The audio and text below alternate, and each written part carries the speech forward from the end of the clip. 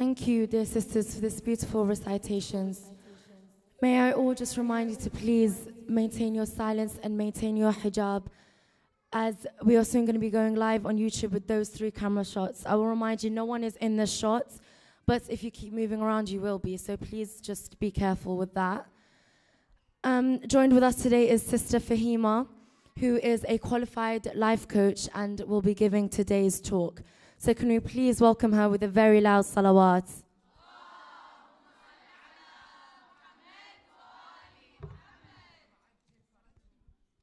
Assalamu alaikum.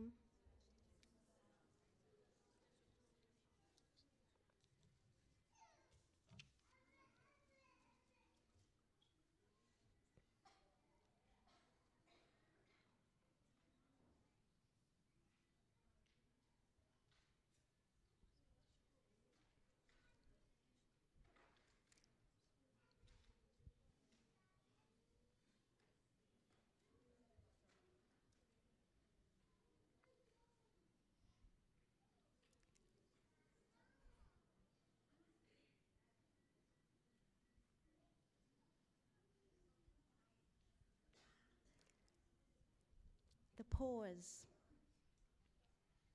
the silence.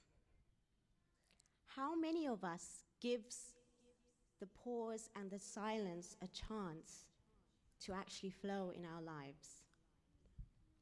Yes, I know. With this fast-moving world that we're living, we have to get from place to place. We're rushing from home to school, from home to work. And that's physical. But what about our thoughts? Do we allow silence and pause in our mind?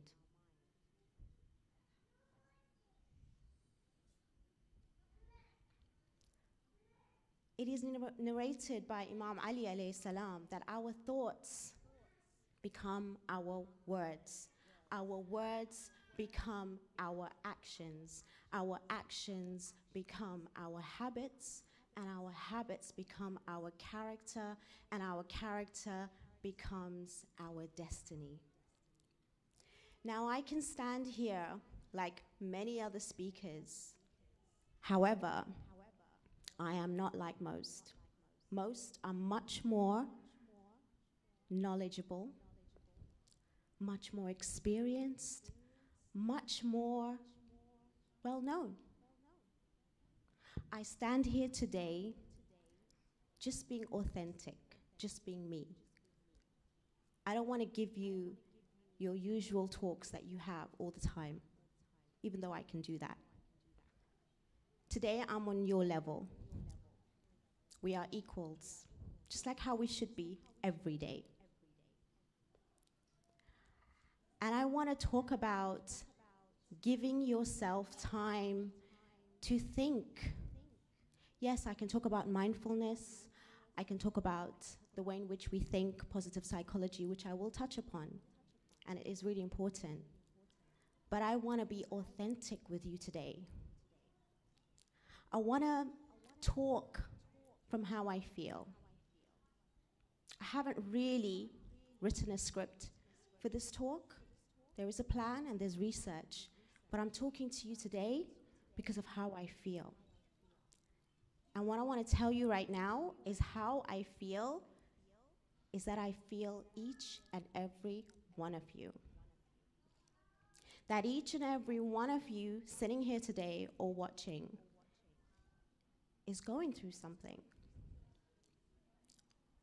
Whether it's a challenge that has come to you from the past, whether it's a challenge that is about to occur and you waiting for it, or it's something that you're actually feeling and going through right here, right now. I can do research, and I have done a lot of research, but what I want to talk to you about is from my experience, and my experience is not just my own. It's because I work with people every day, learning from them. I learn from people, their experiences, their thoughts, their frame of mind, how they can be seen on social media, how they can be seen on TV, but I know behind closed doors what really goes on. Just like how you're all sitting here today. Who are you really? What are you? What do you represent? We come to these gatherings, year in, year out. We do it. Why? Who's telling us? Who are we showing? Really? Have you guys ever asked yourself these questions? And when you come out of this majalis, or any lecture or talk, what does it do for you personally? When you're sitting alone, or when you're actually conversing with somebody, or when you're making decisions or choices in your life daily, does this take away from you? Do you practice what you believe in daily? That's what I want you to question.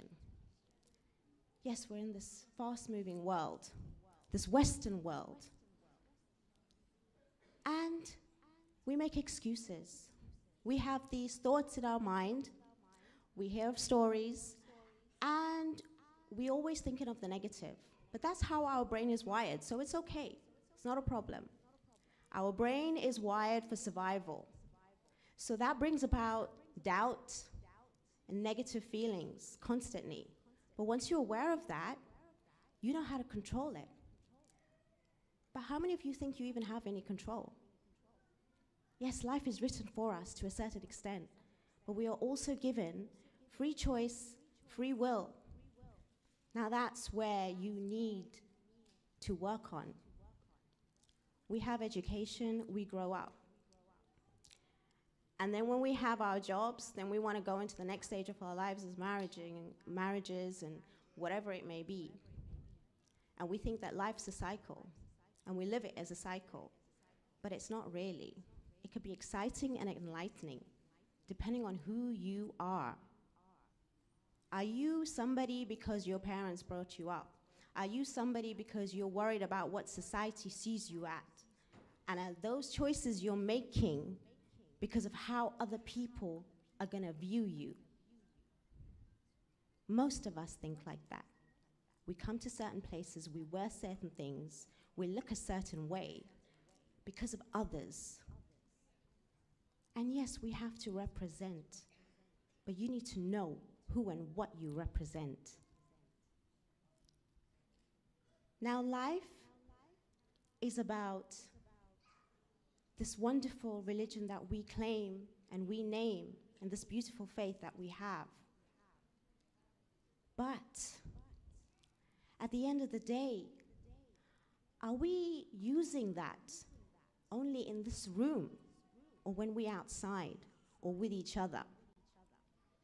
Can you even give me an example of you using your faith, your religion, your belief in your choices daily, in your actions?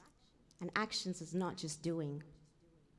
It is being and it's becoming. We have to constantly become. Education is there, not just for school. Definitely, that is just the surface. Education is from cradle till grave. And it's not just the normal academics. It's about learning beyond that, how to live, how to be.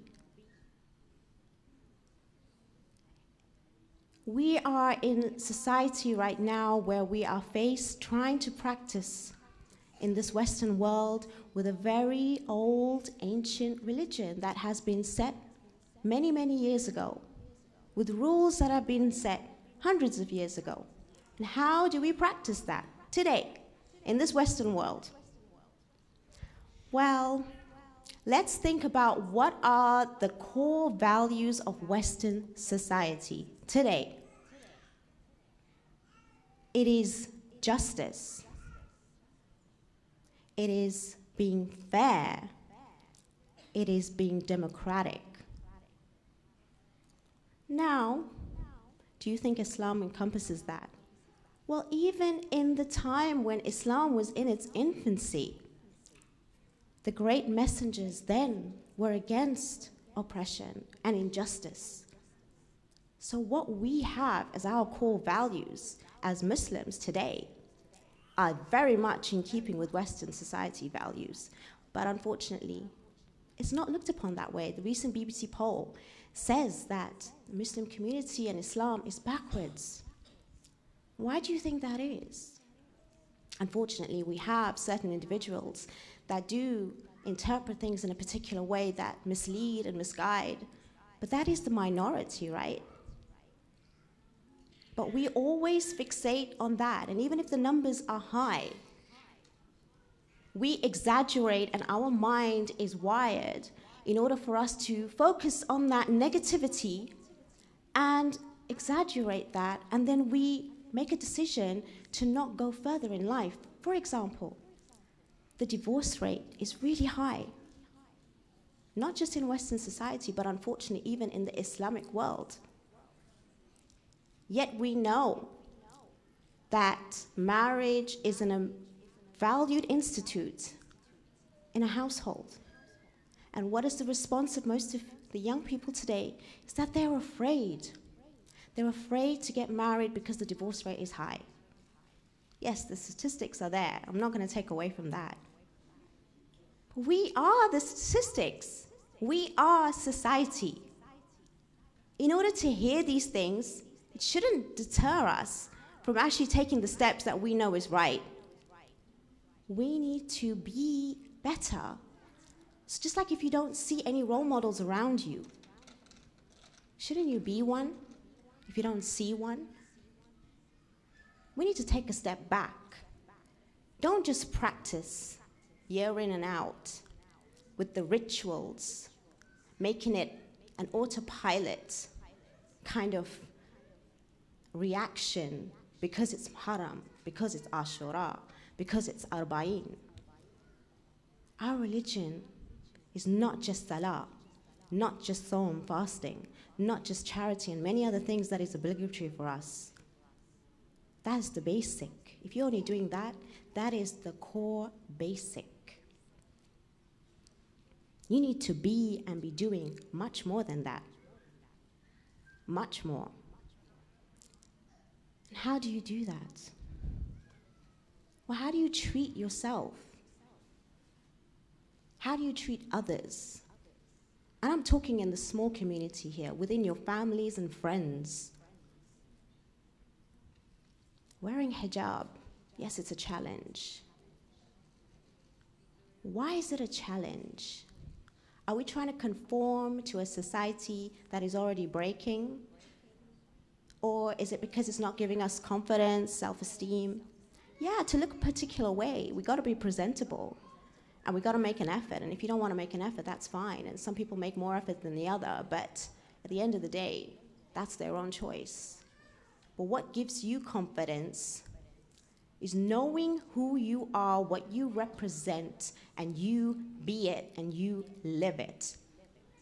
All this can help you for a moment in time. But what's inside, now that gives you confidence, that gives you self-esteem.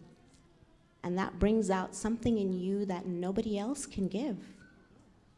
We want to attract people towards us, whether it's our friends and families and whoever it may be, our colleagues, teams, you know, at work, at school, wherever it may be. They're not going to come to you, whether you wear hijab or not, whether you have a particular way of dressing or not. No.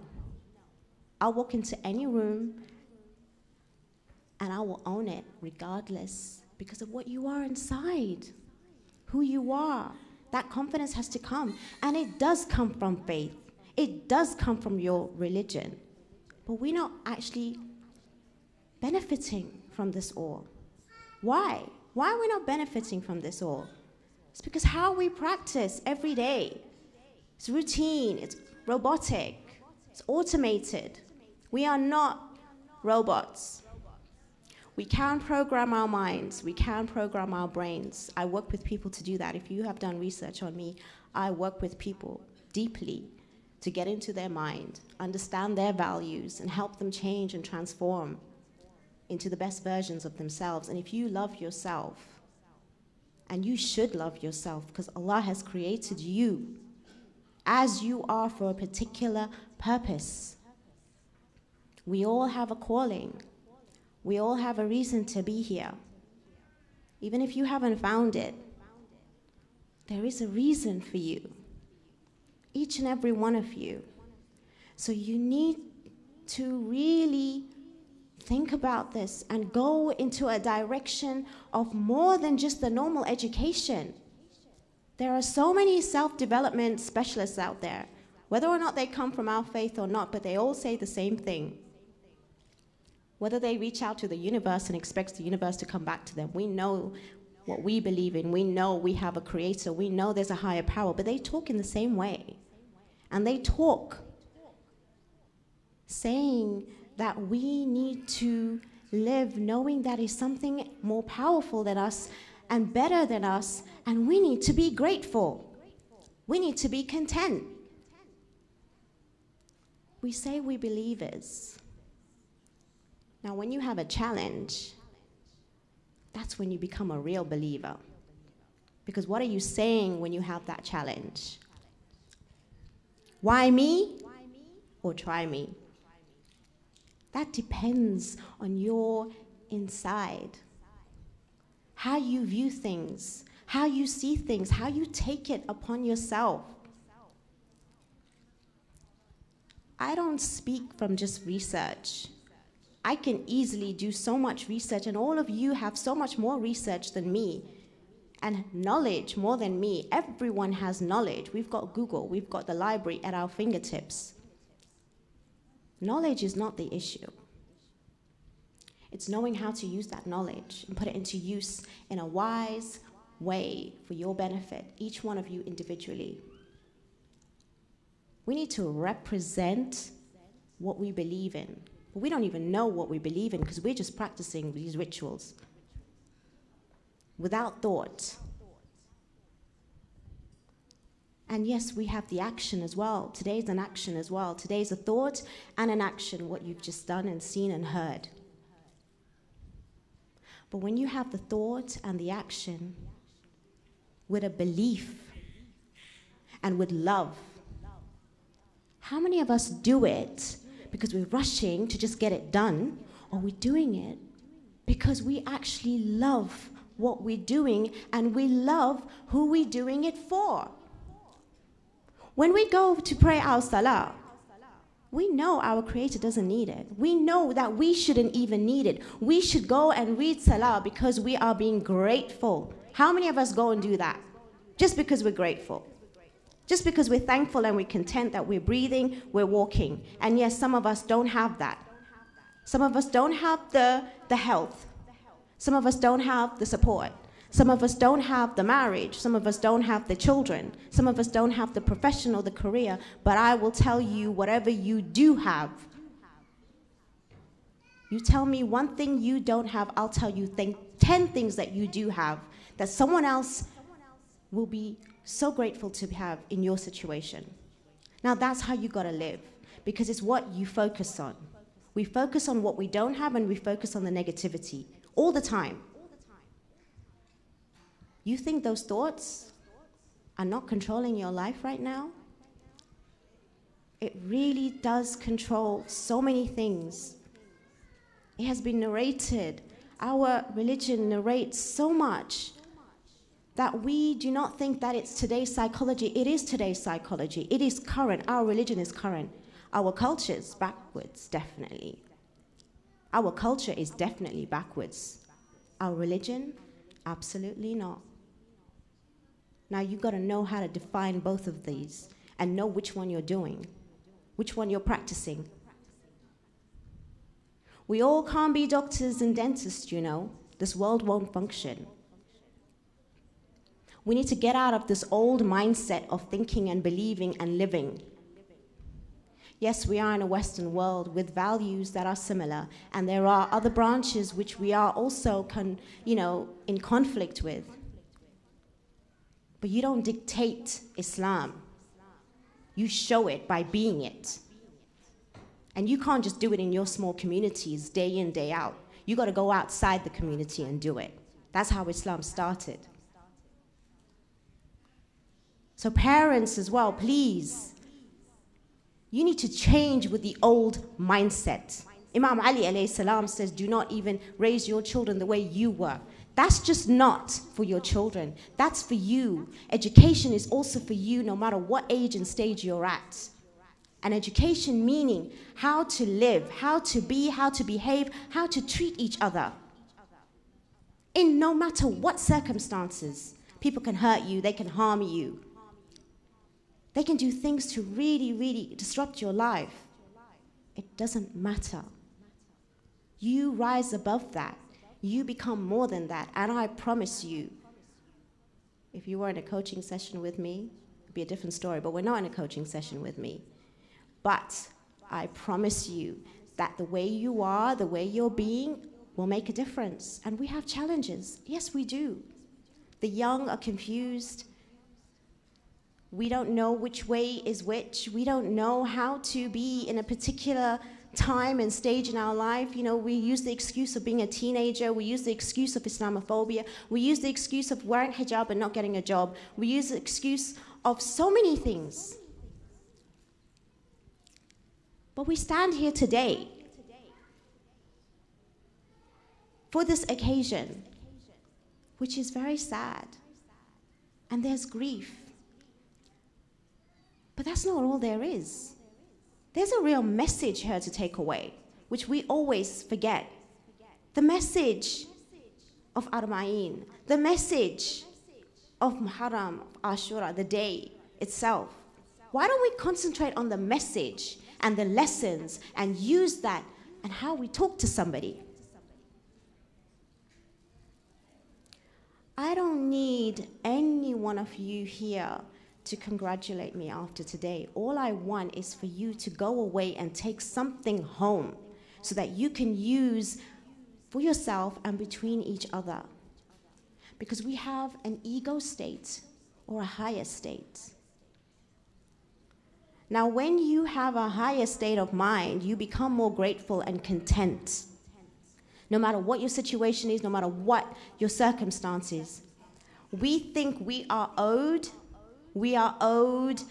this life because we owed this career because we studied so hard. We owed this particular person to marry because we come from a particular background. We are owed this lifestyle because we've stayed in a marriage and been obedient and disciplined for so long. We are owed in this world. But the reality is, we are owed nothing. But we can create something from who we become. Islam is about becoming, and we need to constantly become more. You need to become more of who you represent. You need to represent who you are so people can see it. Don't say that you've changed. If you've changed, you never need to utter that word. Other people will say it because they've seen it in your actions. We do not live in this life authentically. You know, Islam encompasses so many values and principles and morals that if we were to speak it out loud, it is more than the Western society values. But we don't need to speak it, we just have to be it. And when we become that, that's when you rise above everything and anything and any challenge that you're faced. And yes, there are tools and there are techniques, because there are certain things in life that we do go through that needs time. It needs a process that people like myself and so many others around that can help you through this process, but you need to recognize what you're going through. Take yourself out of that situation and place yourself in a safe environment where you can work on yourself. Self-development never ends, no matter what age and stage you're at. And it doesn't matter how old you are. It is not about age. It doesn't matter how old you are. Age does not bring you wisdom. It can happen at any age and stage, no matter how young or old or whatever you may be. It's how you see it, how you view it, how you understand it, how you perceive it, and that could be at any age and stage. It's not because you lack in experience. We have to view the world in a particular way today, and we need to wake up. Otherwise, things are going to go way past us, and we're going to be complaining about statistics and wasting away lives, wasting away our education, our time, and opportunities. Find out why is there so many things that are going wrong. And it could be many. Doesn't mean you got to stop yourself from doing it. Be in it. Yes, we all can't be speakers. We all can't have, it's a big world out there to make a mark. It really is. But we all have something that we can give and do for ourselves to make a difference. And start with yourself. Don't look at anyone else next to you, around you, because that brings on judgment. If you can judge yourself in the mirror 100% every day, then only you can go and talk to and look at somebody else. You cannot do that. So don't look at no one for any reason at all. How they dress, how they look with a hijab, is done this way, done that way, makeup or not, it is not your call. Look in the mirror. Work on yourself every single day, and then you'll see the difference. Culture's beautiful. It really is, and you can enjoy it. But you got to live your religion. And you got to have a growth mindset. A growth mindset is healthy. And that is for every age. And parents need to be there to support their children, for their happiness, for their future. You got to water that seed and plant, and you got to let it grow, because you don't know what the outcome is. Let them go in a direction that they want to go in. And the young shouldn't be afraid of going in a direction that their ancestors have not done, you know, or whatever it may be in their family that has been set for years. You need to divert. You need to stand out. That's how you create change, and you need to step out of your comfort zone. We all hate change, but I want you to embrace it just like a challenge, because that's when the real growth starts. That's when the real learning starts. That's when your religion really comes into play. When you are faced with a challenge and then you realize, what is it that I do? What is it that I believe in? And how am I going to move forward? We want this perfect life. We want to, run away, and have a vacation. You cannot run away from your thoughts, but you build a life so that when you take that holiday, it's only to explore another area of this world, not to run away. Because where you're living right now, it is perfectly okay, and it always will be. It is fine just as it is. And whatever challenge you're going through, you can overcome it. We know this. We know this. Whatever I'm saying is so general. It's just a reminder. But I work with people every day, giving these reminders. And over time, they're still in that same challenge, and the challenge has gone bad. But you know what? They've become stronger. They may still be separated. They may still have, that husband or wife or child that has been taken away from them, whatever it may be, the most traumatic experience. But they've overcome it just from a thought. You don't realize your potential. Even Imam Ali alayhi salam narrates that you think you have a body that's really small. Yet, what's encapsulated within you is the entire universe.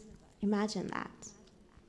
We see Buddhist monks meditating for days, creating heat from their body just from their mind, and we can see the steam coming off their clothes. And you telling me that you can't work on yourself to treat each other better? Go out, take the steps today. People have walked in Arbaeen for the last few days and probably still there. But I want you to take the steps today where you are and walk out of here, not just thinking it's another lecture and something you've heard. Take one thing that I've said and change in your life. That's going to make a difference to you. We complain about social media. Use it to your benefit. There's a lot of things you can use to your benefit. Again, whatever you give me negative, I will change it around for you. You got to always flip the script.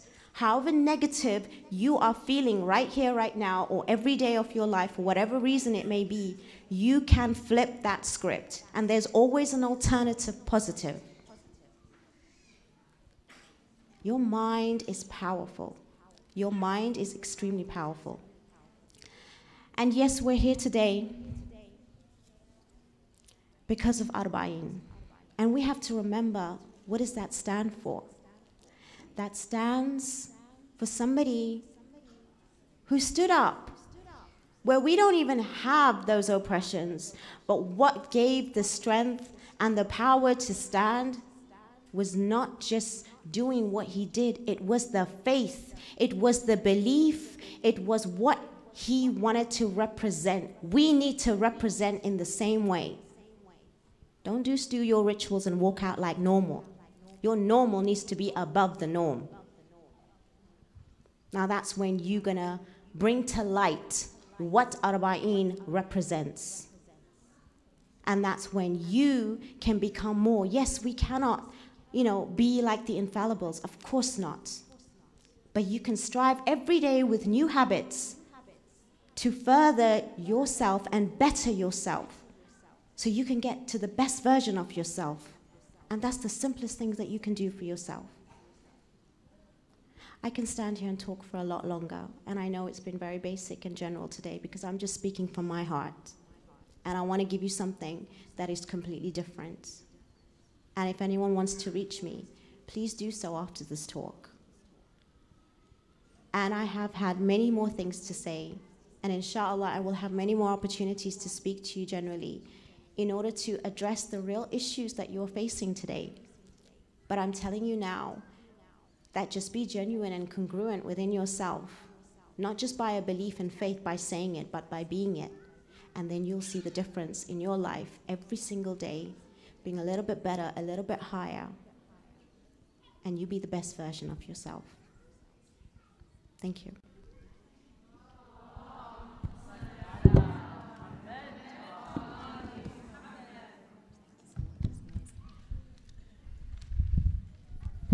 We'd like to thank Sister Fahima for sharing her wise words, and I do hope you've all benefited from it. At the end of the program, inshallah, we will announce her contact details, and for anyone who has any queries or questions, they can always just contact her. Now we have a poetry session with Sister Tabarak. So can we please all welcome her with a very, very loud salawat.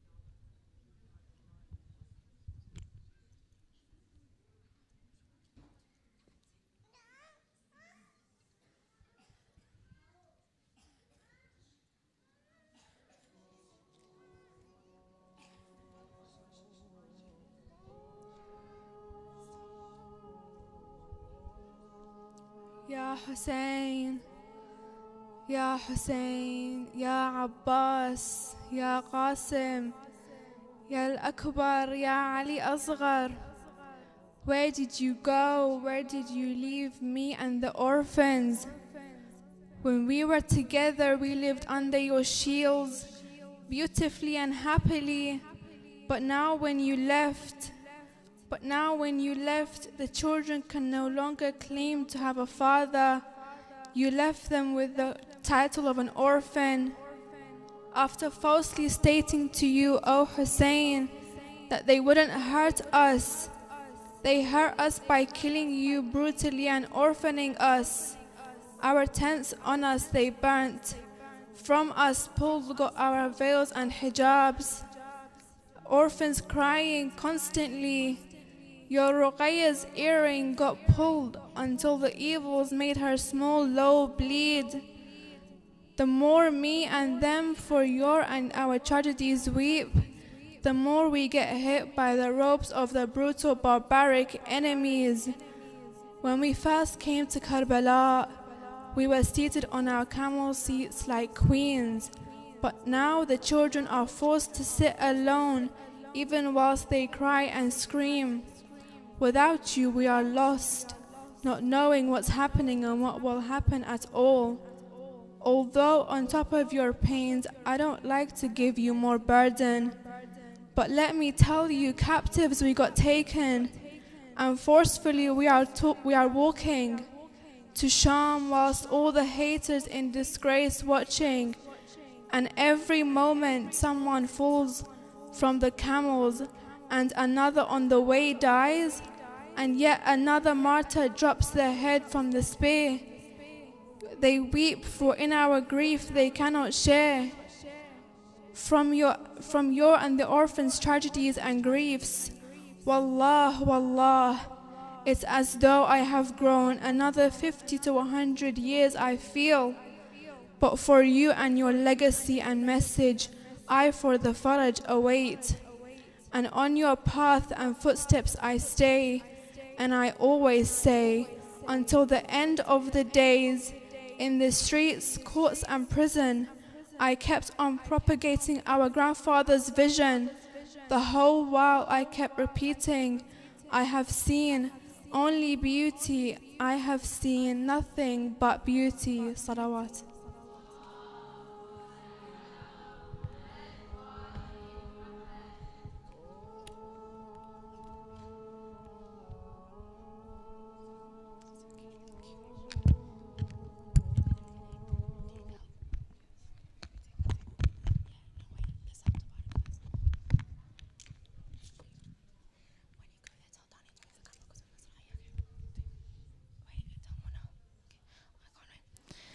Thank you, Sister Tabarak, for this emotional poem.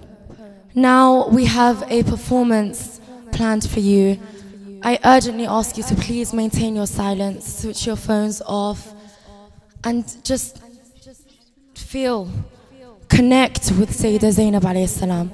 This is her return to Karbala, her return to all those memories, her return to her severed brothers. So can we please welcome them with 3 loud salawats?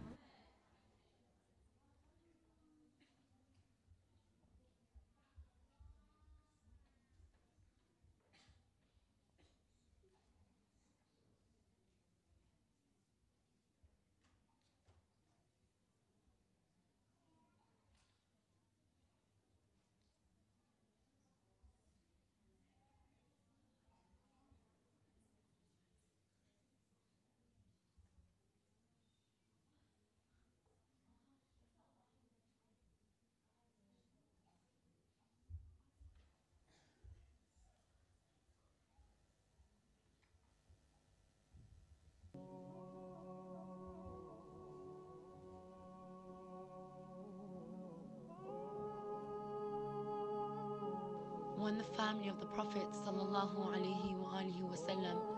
returned from Sham to Medina, before they had returned to Medina, they wanted to pass Karbala to return the holy heads to the headless bodies, as well as to visit Imam Hussein alayhi salam. When they reached the land of Karbala on the 40th day from the calamities of Ashura, taking with them the holy heads they first met Jabir ibn Abdullah al-Ansari, as Jabir was the first who visited Imam Hussein on his 40th. He was also a companion of Imam Ali alayhi salam. As Jabir and his servant went to visit Hussein's grave, Jabir's servant saw from a distance people approaching and told Jabir.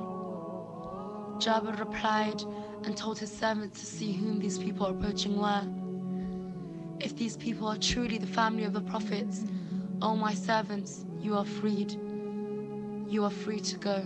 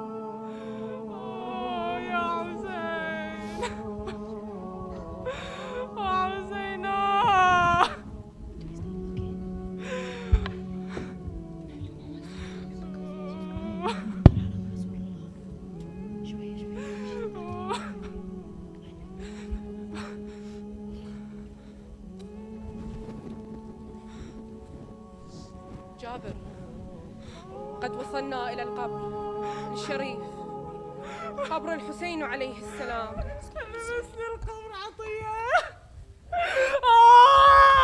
حسينا وحسينا وحسينا.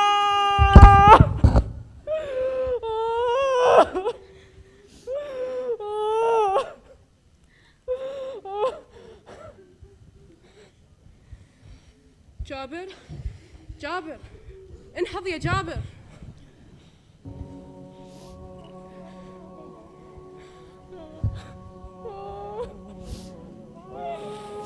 حبيب لا يجيب حبيبه، وأين لك الجواب؟ وقد فرق بين جسدك ورأسك. وحسينا وغريبا وسيدا. يا حسين، يا حسين، يا سيدي.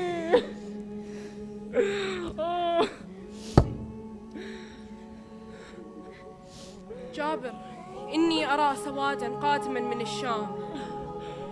تحقق من ذلك يا عطية، فإن كان جيش ابن زياد فأتني بالخبر،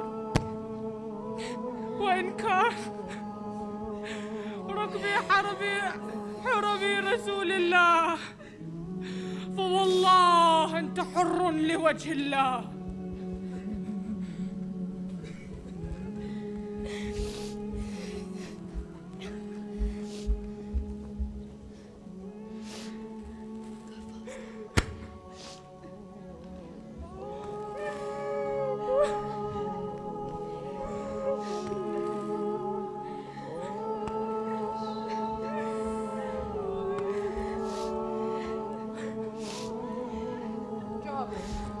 قم واستقبل حرمي رسول الله.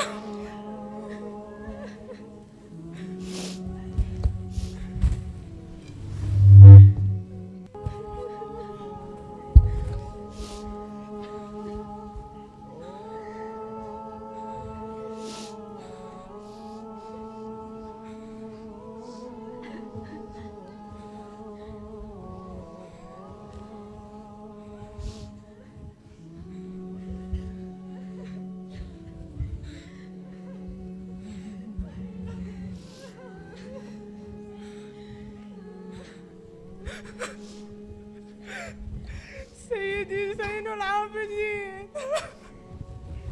السلام عليك يا سيدي.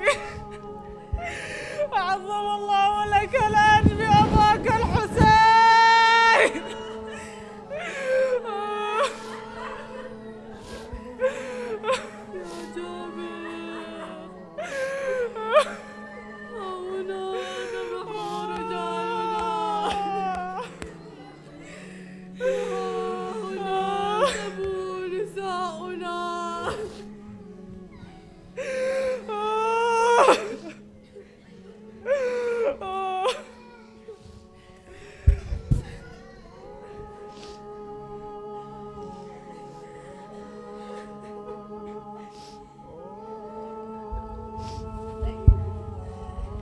As Imam Zainul Abidin alayhi salam was standing alongside Jabir on the plains of Karbala, Imam Zainul Abidin was complaining and explaining to Jabir the areas in which the enemies of Allah killed our youth, ripped the hijab off our women, and burnt our tents.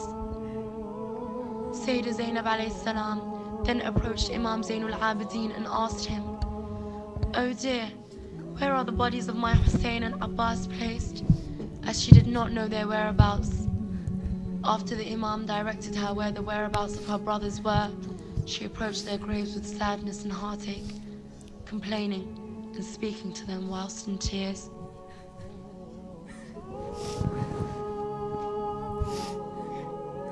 يا ابن أخي، عيوني لا ترى، أين قبر ابن والدي الحسين؟ عمتي زينب،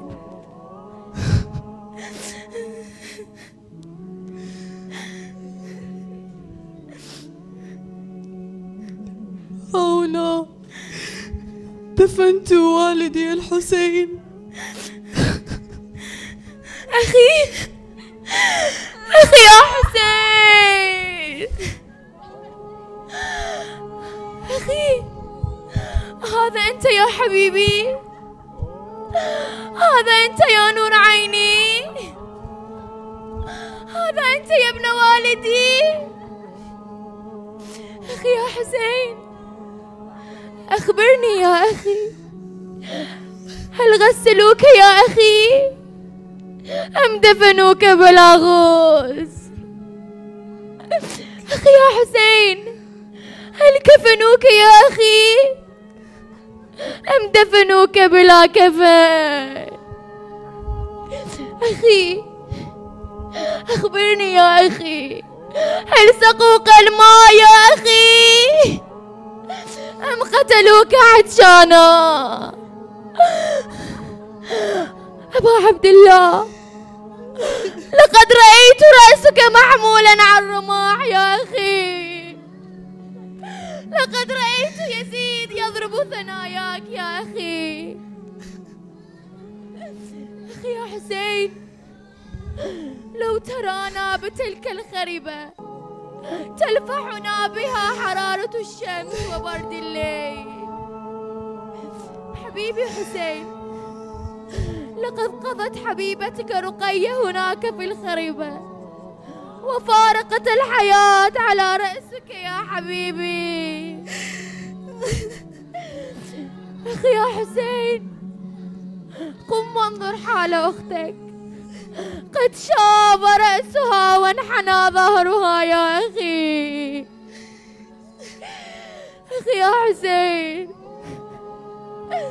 قلبي من الهم وهلك، الموت لي وليس لك يا حبيبي.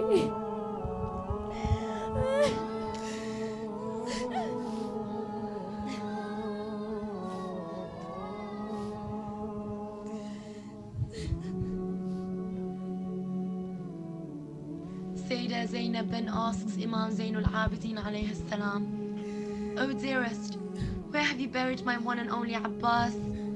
Where have you buried my shield and protector Abbas?" Narrations then explain that Imam Zainul Abidin alayhi salam tells her that he has buried him by the river of Alqami. Zainab alayhi salam then approaches Abu al-Fadl al-Abbas and complains and weeps. "Oh brother Abbas, why did you leave me? Oh Abbas, You are the one who protected and guarded me. Oh Abbas, after you left me, do you know what they did to your beloved Zainab? Do you know that they ripped off our hijab? Do you know that they slapped and beat the women, the children, and myself up? Oh Abbas, they killed our beloved Hussein. Wa Husseina. يا ابن أخي خذني إلى كفيل العباس.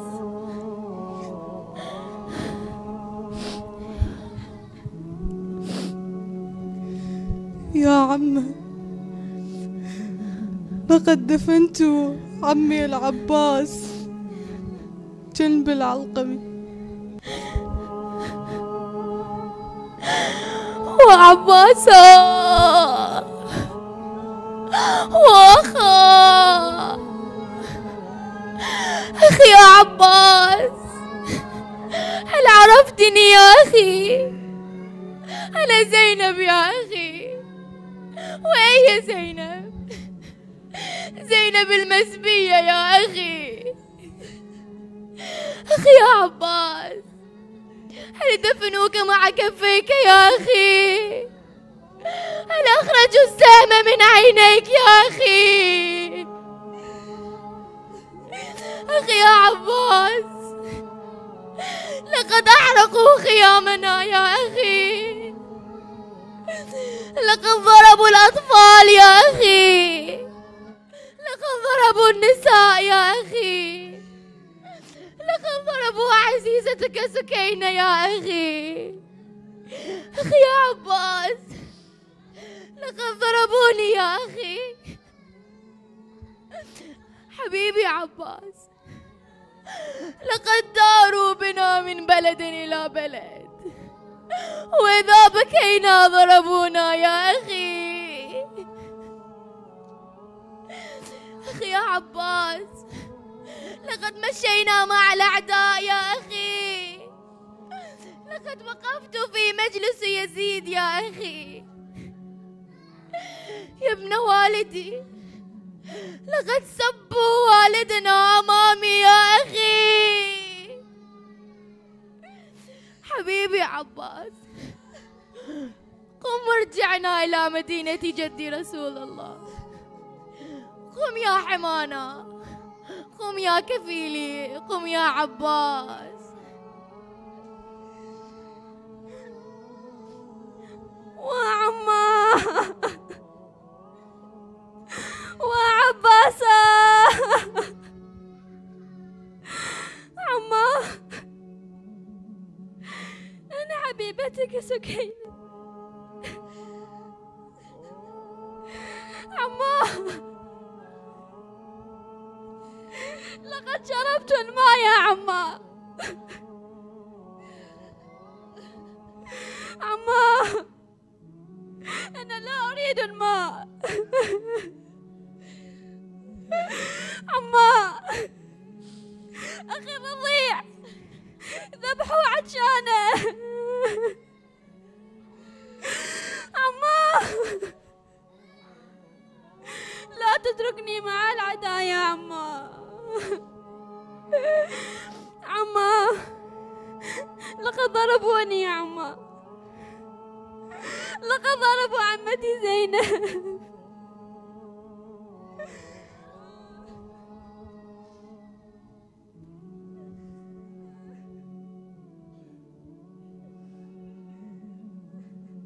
One lady after the other go to Imam As-Sajjad alayhi salam and ask where their children are buried.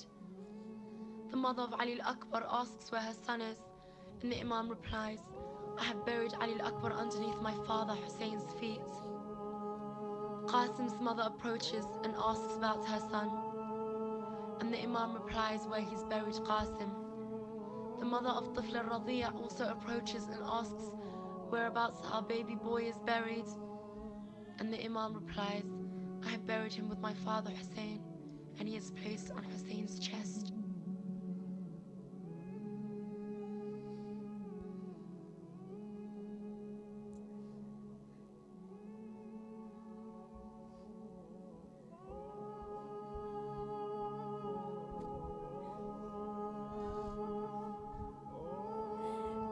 سيدي، أين قبر ولدي الأكبر؟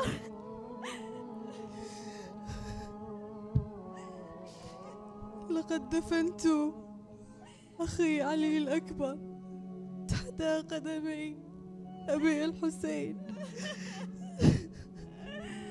ولدي علي، ها هنا قبرك يا ولدي. ليتني مت قبل هذا يا ولدي. وشبابا وأكبرا،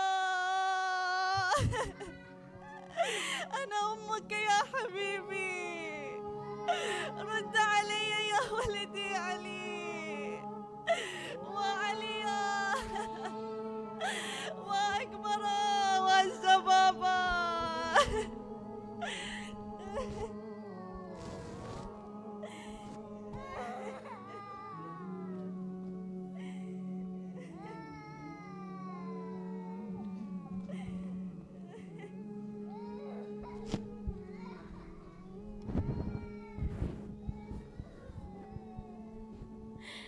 سيدي،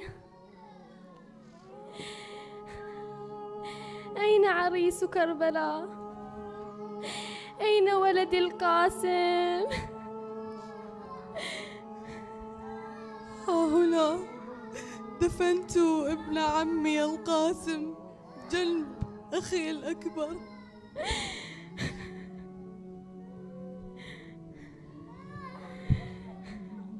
ولدي، نور عيني، ردوا علي يا ولدي. أنا أمك، أنا أمك رملة يا ولدي. وقاسمة،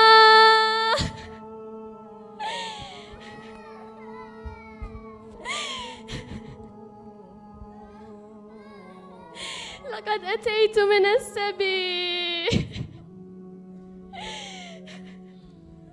وقاسمة، وعريس كربلاء.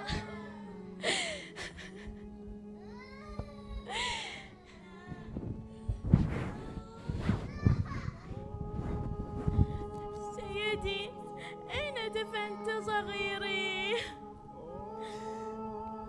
لقد دفنت أخي الرضيع عبد الله على صدر أبي الحسين.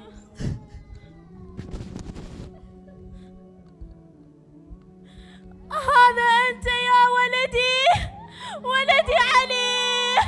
قم يا ولدي، قم يا صغيري، قم يا طفلي. لقد اشتقت إليك، لقد اشتقت أن أضمك إلى حضني. قم واشرب الحليب. لقد در الحليب في صدري. ولدي، ولدي علي، لقد اشتقت إليك. تسمعني ولدي، تسمعني؟ أنا أمك، جاءت أمك رباب.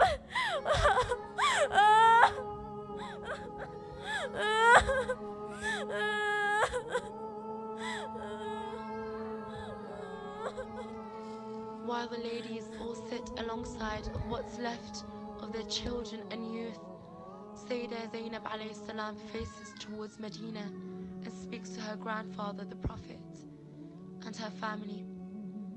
Where are you, O grandfather? Where are you, O mother? Where are you, O brother? Imam Sajjad then approaches Sayyidah Zainab and informs her that they must now leave.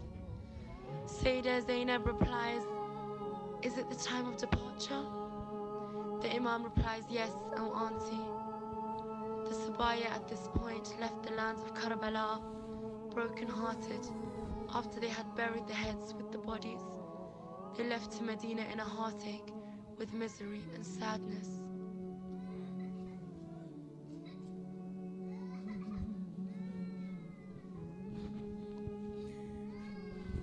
وقاسما وشبابا، وعريس كربلاء.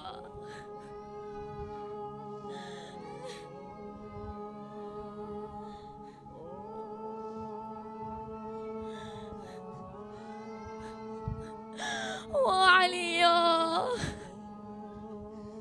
وأكبرا وشبابا.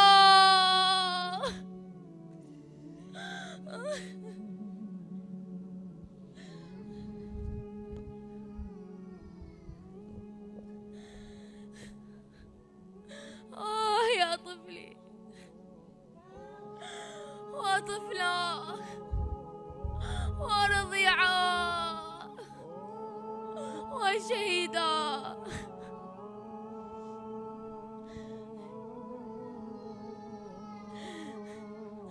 اليوم مات جدي رسول الله. اليوم مات أبي علي. اليوم ماتت أمي فاطمة.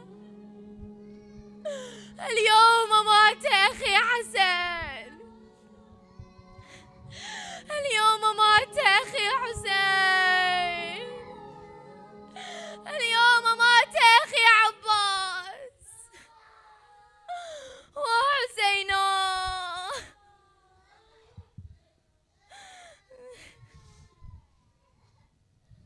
عمتي زينب، علينا بالمغادرة يا عمة. هل حان ميعاد السفر؟ نعم يا عمة.